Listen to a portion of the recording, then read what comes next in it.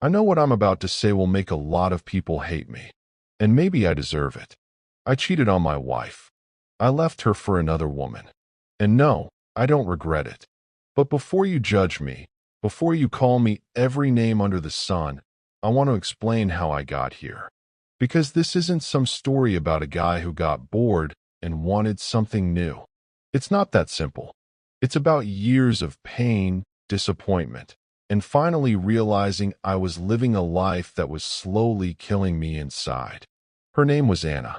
We met when I was 22. She was 20. We were kids, really, though at the time we thought we were adults. I just started working at a small accounting firm, fresh out of college, full of ambition but broke as hell. She was working part-time at a cafe near my office. That's where I first saw her. She had this long, wavy hair and this loud, contagious laugh that filled the entire room. I remember thinking she was the most beautiful girl I'd ever seen. I started going to that cafe more often, even though the coffee honestly sucked. Eventually, I worked up the courage to ask for her number. She smiled, scribbled it on the back of my receipt, and said, "Don't wait too long to call." We fell hard and fast. Within a year, we were living together in a crappy apartment that smelled like mold, but it didn't matter because we were in love. Or at least I thought we were. Everything felt exciting back then. We didn't have money, but we had each other. Nights spent cooking cheap pasta together, watching Netflix on a laptop balanced on a stack of boxes, having sex on a mattress on the floor because we couldn't afford a bed frame. It felt like the start of something real. We got married when I was 25, she was 23.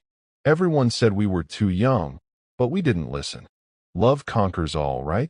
At first, married life wasn't much different than before.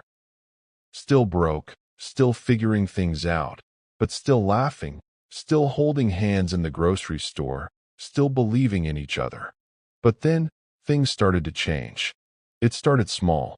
She liked to party more than I did. I was working long hours at the firm, trying to move up, trying to build something for us. She, on the other hand, wanted to go out every weekend with her friends. At first, I didn't mind. I told myself she deserved to have fun. But slowly, it became every night. Bars, clubs, drinking until 3 a.m., stumbling home smelling like vodka and perfume. I'd wake up for work at 6 a.m., and she'd be passed out on the couch, makeup smeared, shoes still on. I'd cover her with a blanket, quietly clean up the mess she left behind, and go to work feeling like I was the only adult in the relationship. I tried to talk to her about it. I told her I felt alone, that I needed her to meet me halfway. She'd roll her eyes, say I was being boring, uptight. "You're young, live a little," she'd snap. But the thing is, I didn't want bars and booze. I wanted a partner. As the months turned into years, the drinking got worse. It wasn't just partying anymore. She started drinking at home, too. A glass of wine with dinner turned into 3. Weeknights with vodka tonics on the couch. She wasn't violent, but she was mean. The drunker she got, the more she'd pick fights. She'd call me a loser, say I wasn't ambitious enough, say I was boring. It cut me to the core because all I was doing was working my ass off to give us a better life. I'd stay late at the office, not because I loved accounting, but because I thought maybe, just maybe, if we had more money, she'd finally be happy. But nothing was ever enough. The sex dried up. Months would go by without it. When I tried to bring it up, she'd laugh bitterly and say, "Why would I want to sleep with you when you're never even here?" The irony being, when I was home, she was drunk or out with friends. I stopped feeling like her husband and started feeling like her babysitter. And somewhere along the way, I stopped loving her. That realization hit me like a truck. I remember one night, sitting in my car outside our apartment, dreading going inside because I didn't know what version of her I'd find. The fun, tipsy Anna who wanted to dance in the kitchen, or the bitter, sloppy Anna who'd pick apart everything I said. and I realized I didn't love her anymore. I loved the memory of who she used to be. I loved the idea of us, not the reality. But I stayed. I stayed because divorce felt like failure. Because my parents told me marriage is about sticking it out through the hard times. Because I thought maybe, just maybe, she'd change. She didn't. And then there was Claire. Her name was Claire. I met her at work. She was the new hire in the marketing department, and from the moment we shook hands, something shifted inside me. It wasn't love at first sight. I don't believe in that anymore. But there was a warmth in her eyes, a calm steadiness that I hadn't felt in years. She looked at me like I was more than just a tired accountant dragging himself through life. She looked at me like I mattered. At first, it was small things. Lunch breaks together, sharing inside jokes about our boss, talking about music, movies, childhood memories. She listened in a way Anna never did. With Claire, I didn't have to fight to be heard. She made space for me, for my thoughts, for my feelings. I didn't realize how starved I was for that kind of connection until I found it again. Weeks turned into months, and I found myself looking forward to work just to see her. I'd catch myself smiling at my phone when she texted me something silly. For the first time in years, I felt alive. I tried to bury it, to convince myself it was just friendship. But the truth was, I was falling in love with her. The guilt ate at me. I was still married. Miserably, painfully married, but married all the same. I told myself I couldn't cross that line.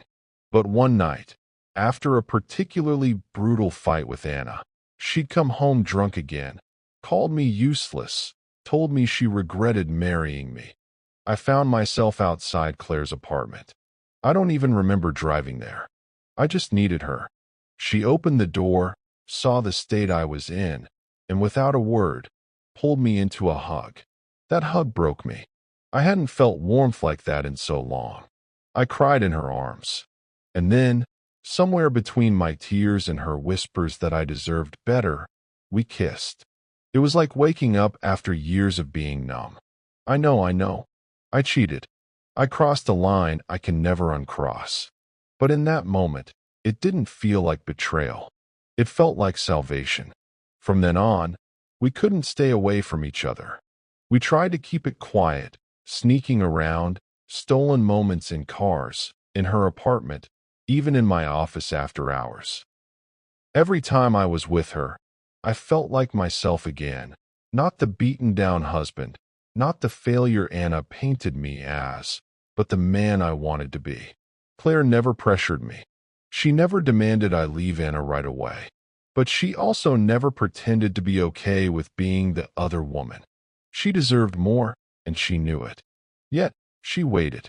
She waited for me to figure it out, to find the courage to finally end a marriage that had died years before. And that's what broke me the most. Her patience, her loyalty. She loved me enough to wait, but not forever. I could see the fear in her eyes every time we said goodbye. The fear that maybe I'd never leave, that maybe I'd keep stringing her along. One night, she said to me, "I don't want to be a secret anymore. I love you, but I can't live like this. You have to choose." And I knew she was right. The next day, I packed a bag and walked out. Anna screamed, cried, threw a glass at the wall. She called me every name she could think of, accused me of ruining her life. And maybe I did, but I couldn't stay. Not when every cell in my body was screaming to run to Claire. The divorce was messy, bitter.